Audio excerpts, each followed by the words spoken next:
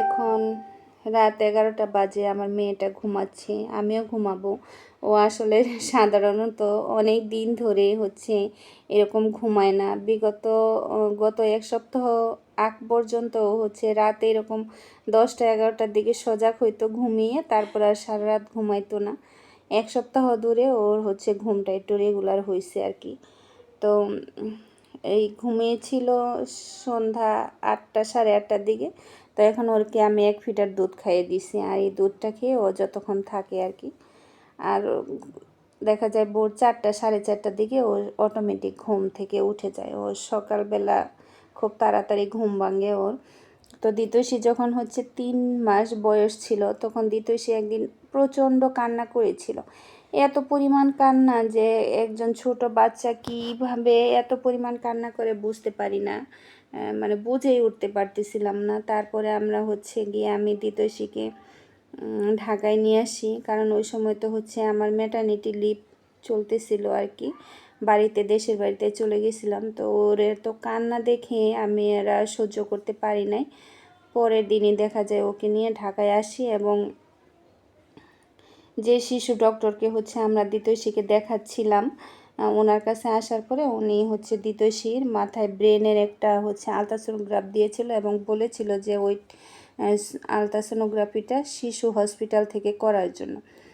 তো আমরা ওইখানে আলট্রাসোনোগ্রাফটা করার পরে হচ্ছে আলট্রাসোনোগ্রাফিতে যা পাওয়া গেল, ওইখানে ওর মাথায় সামান্য একটু পানি জমা ছিল বলছে। তো উনি বলছিলেন যে হচ্ছে এটা কিছুদিন পর অটোমেটিক অ্যাবজর্ব হয়ে যায়, ওর জন্য হচ্ছে কোনো মেডিসিন খাওয়ার প্রয়োজন নাই। আর তো আমি তো তখন তো হচ্ছে গিয়ে এত কিছু আসলে বুঝতে পারি নাই। আর যেহেতু ডাক্তার বলছেন যে এটা অটোমেটিক অ্যাবজর্ব হয়ে যাবে পানিটা, এর জন্য দেখা যায় কি আমি আর ওইভাবে ভাবছি যে ঠিক হয়ে যাবে। তারপরে ও যেহেতু প্রচণ্ড কান্না করতো, বলতাম যে অনেক কান্না করতো, সেজন্য ডাক্তার হচ্ছে যখন এরকম কান্না হয় তার জন্য একটা ওষুধ দিয়েছিল। তো একেবারে প্রথম দিন যে পরিমাণ কান্না করছে, তারপরে কান্না করতো কিন্তু অত পরিমাণ না, সেজন্য দেখা যায় কি আর ওষুধটা ওই রকম খাওয়ায়নি।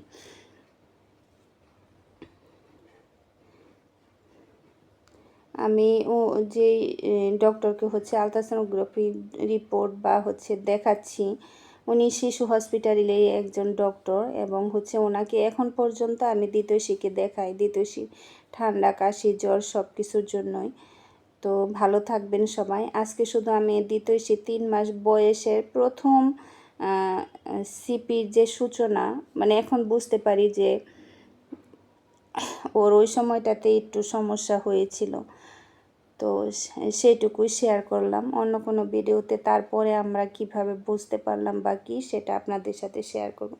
তো ভালো থাকবেন, আর সবাই হচ্ছে আমার মেয়েটাকে দোয়া করবেন ও যেন রাতের বেলা ঠিকঠাক ঘুমায়, কারণ